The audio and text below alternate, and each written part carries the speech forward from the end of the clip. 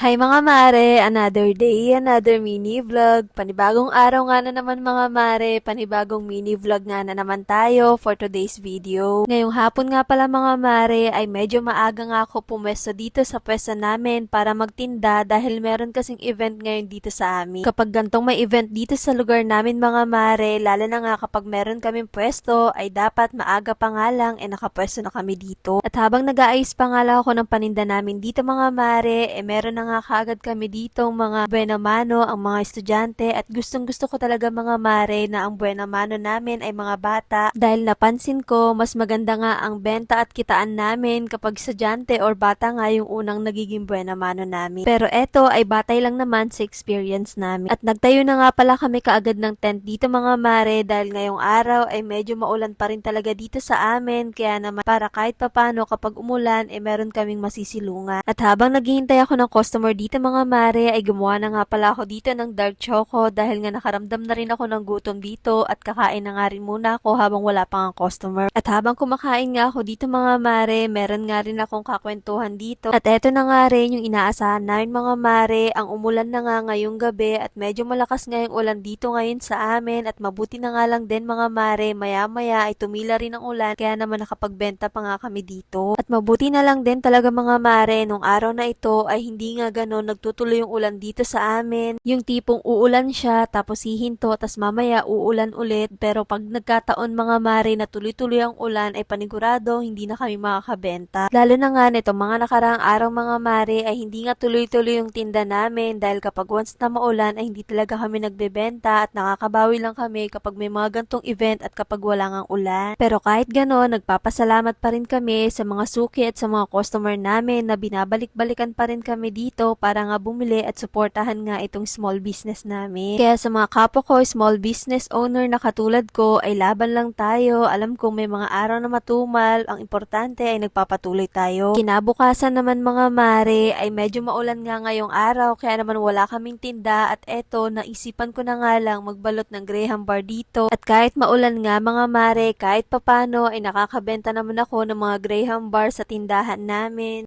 At hindi ko pa rin talaga binibitawan itong Graham bar ko mga mare dahil alam niya naman na dito ako nagsimula nga at kahit maulan na nga mga mare ay kahit papano hinahanap-hanap pa rin naman ito ng mga suhi ko dito sa tindahan. At etong binabalot ko nga pala ngayon mga mare ay flavor na classic at cookies and cream at eto talaga ang isa sa bestseller dito sa amin. At may nabasa nga ako sa comment section nun mga mare tinatanong kung gumagawa pa daw ba ako ng Graham bar. Yes mga mare, gumagawa at nagtitinda pa rin naman ako. Hindi ko nga lang masyadong naiko-content. Simula nga nang bumili ako ng printer para dito sa sticker label ng Graham bar ko mga mare ay malaki talaga yung naitipid ko. Hindi katulad nun dati ay gumagastos ako ng 500 to 700 para lang sa sticker at ilang pieces nga lang yun nauubos nga kaagad. Bale, 4 na Tupperware nga pala na Graham bar ang ibinabalot ko dito ngayon mga mare kung ito total yun lahat. Bale, 72 pieces na pala yun sa 4 na Tupperware at pagkatapos kong balutin nga mga mare, nilalagyan ko nga muna ito ng sticker label at pagkatapos inilalagay ko kaagad ito sa freezer para nga hindi matunaw. At pagkatapos ko nga magbalot ng Graham bar dito mga mare ay nagluto na nga pala ako ng uulamin namin at habang nagluluto nga ako dito, gumawa pala ako dito ng chicken fillet at eto gagawin ko ang stocks mga mare dahil si Jayla kasi favorite niya ang chicken nuggets kesa naman bumili nga ako dito mga mare ay eto gumawa na nga lang ako at marami pa nga akong nagawa dito.